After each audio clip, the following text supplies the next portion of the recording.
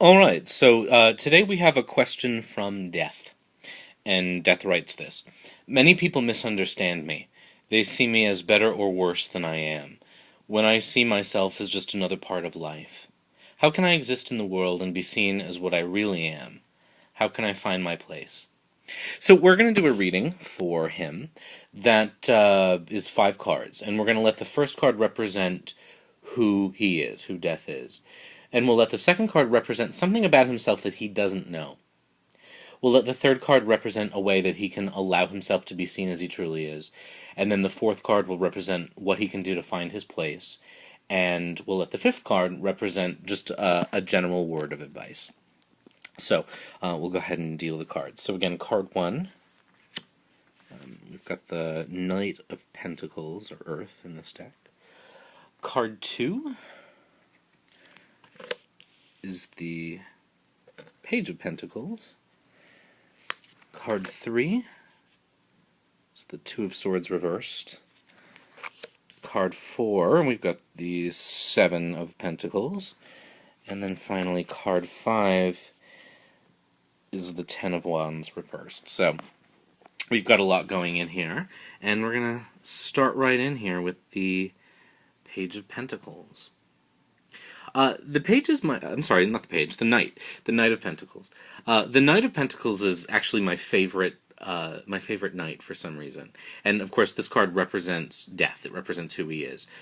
I always viewed the knights as seekers, sort of as hunter-gatherers, and that seems like a pretty accurate description of him, of Death. He's certainly known as a hunter and gatherer of lives. But the Knight of Pentacles is among the stillest of the knights. He's always, for me, a little bit more of a studier than a hunter. If I saw any of the other knights, the Knight of Wands, the Knight of Swords, I might settle on him more as a hunter. If I saw more the Knight of Cups, I might say a gatherer. But of the knights, the Knight of Pentacles is the most studious. He's an explorer, but he's thoughtful about it. He's the least active. And he represents the element of Earth. In fact, in this deck, he's titled Earth. And I think that's an interesting thing. It's sort of it's the grounded everything of life. So what this suggests to me is that Death is a seeker, a researcher almost of life. And I think it's interesting too, we don't talk about this a lot, but knights are protectors and avengers. And so in his own way, I would say then that Death is a protector of life, of the physical world, because that's what pentacles are. And that seems like an anomaly, since Death is known as an ender of life. But this may indicate that's partly his job is to sustain it, or partly what he does is he sustains life. Maybe that could mean the way that what dies fertilizes new life. Maybe it means that what we think of as life isn't quite real life. Being the Earth, too, I think this suggests a sense of home, of place. For the people who are affected by death, for us humans, all we really know is Earth, all we can fathom is where we live. And in that way, he's home, he's Earth, he's everything that we can fathom. That's about as far as we can fathom, and everything that we can live off and on. It's also interesting, too, because this is the most mysterious of the knights. He's the one whose face is most hidden. He's the only one whose face is almost entirely hidden. The Knight of Cups is close. But in this version of the card, he's also extremely dark. So what this suggests to me is the sense of being removed and somewhat unknowable. And that's scary for a lot of us, but it's also sort of alluring. He's sort of, in many ways, the handsomest of the knights, at least in my opinion. And so, though he remains remote, he also attracts, which sort of reminds me of the way we think about vampires in pop culture. So, we've got this sort of complex, deep, layered knight who's active and passive, a hunter and a seeker, and who, as Pentacles, is sort of made up of everything. So, that's sort of a long-winded way of saying it, but that seems to be what he's all about.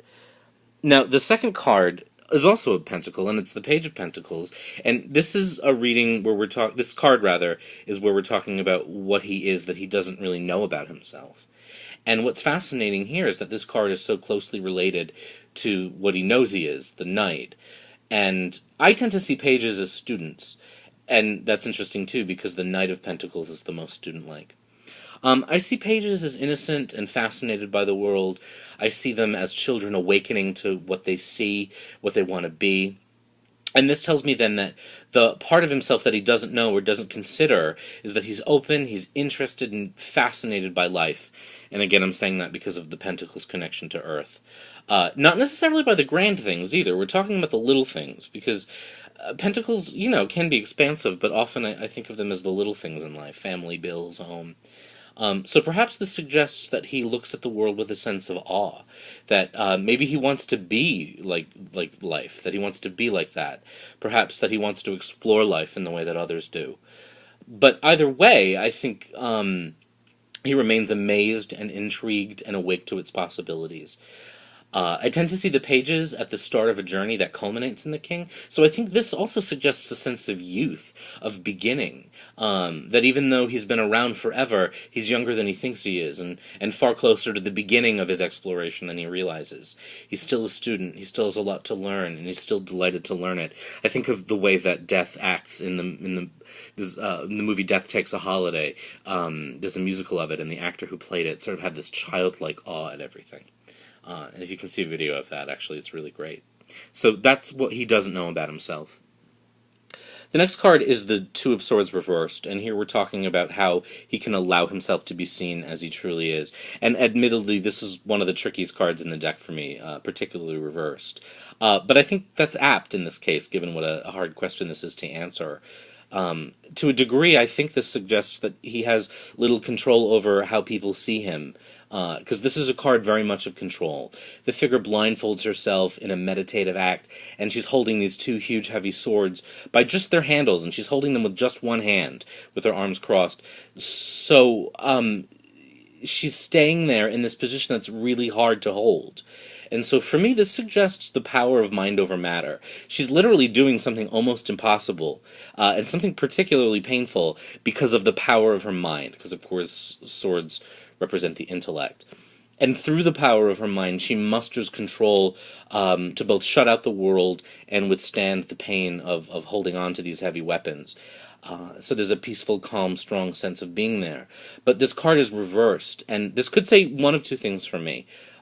First, and this is my strongest idea, although it's probably the one you like less, is that the reverse card here simply just says you can't control what people think of you, that it's really impossible, no matter how hard you concentrate at it, no matter how hard you try to shut out the world, it's going to be impossible. And as an entity who's so fascinated and protective of and seeking of the world, you may not be able to shut it out. So while upright this woman grips these swords, perhaps the reversal means, and this is the other thing, that you just have to let them go. You can't carry them. And since swords are thoughts, you may have to let go of the thought of being able to control what others think. And so maybe if you want to interpret it this way, it may suggest that only once you release that need to control what others think of you, will you be able to affect any change of what they actually think. So again, a very dense card. We've got the Seven of Pentacles next, and here we're talking about how do you find your place. And this card always reminds me of Voltaire's Candide. And in it, Candide goes through these trials, and all these trials test his optimism. And they finally teach him that we have to cultivate our own garden. And it's a little vague what Voltaire means by that, but at face value, I think it means that we have to do that which is our reason for being. We have to do what we were meant to do. We have to cultivate those things that matter to us. So I think this suggests, in a way, a very Candide-esque way of going through life in search of so much and waiting for so much and finding things to be challenging. And then to find your place, you just have to do what you were meant to do and be what you were meant to be. You have to tend to your work the way you have to. You have to do what you have to do. You have to be true to your nature. I'm sure a lot of us would prefer if this card said something else for death, but you can only reap the best for your existence if you sow the seeds you were meant to grow. So I think this says you have to be yourself, and you have to do that, and that'll take you home. Again, we have another Pentacles card here, and again, that's earthy and life, and so much about that is related to life, and how our characters see this card is to let these things grow, to see life grow. And if we look at the way he studies the what he's growing. I think that says something true, and he does it very comfortably, and he does it very closely and gently. And I think this again ties into your fascination with the world, with the earth, and how amazed and captivated by it you are. And perhaps finding your place involves that. So then we have the final card here, which is just a general word of advice, and we've got the Ten of Wands reversed. And um, earlier I was thinking about this card as the culmination of the suit that represents our creative fire, and that's the work that we're meant to do in life, what we have to dedicate ourselves to. And I thought, and I've always thought, isn't it strange how the culmination of that suit is so burdensome? You know, in this drawing, Pamela Coleman Smith gives us this backbreaking image. And then I thought, well, sometimes getting what we want out of our creative work, doing what is most important to us, is difficult. And it may be work that we're passionate about, but it's still work. It's still hard. There's still effort. But if we can feel good about the work we've done, and if we've done it well, then we can carry that burden of doing what we truly love, and we're not going to feel that burden as much. So though we're carrying so much, it feels like a lesser load if we're really enjoying it. And so this card is reversed. And I wonder if that means in this case that in this position it's suggesting that approaching your work from that point of view, if you're suffering about it now, or if you feel lost out or out of place, it's because you're forgetting how passionate you are about what you do and about how much you're meant to be doing it. And you're losing sight of you're losing sight of why you do it, and that's making the labor more burdensome. And once you truly embrace your mission, once you give over to it and remember why you care so much about it, then the burden it won't lessen, but it'll feel less burdensome. You'll enjoy it again. The fire will be rekindled, and you'll fall into the place you're longing to be in. But if you keep focusing on the labor, if you keep focusing on the negative parts of things, then you'll keep feeling that burden more keenly, and the passion of creativity is going to kindle out, is going to fizz out, and we have to accept what we're meant to do. We have to give over to the joy of it and the reason that we started doing it to begin with. And though it's heavy lifting, if we do that, it's going to get a lot easier. So there we go. It's a very dense and specific reading full of a lot of layers here.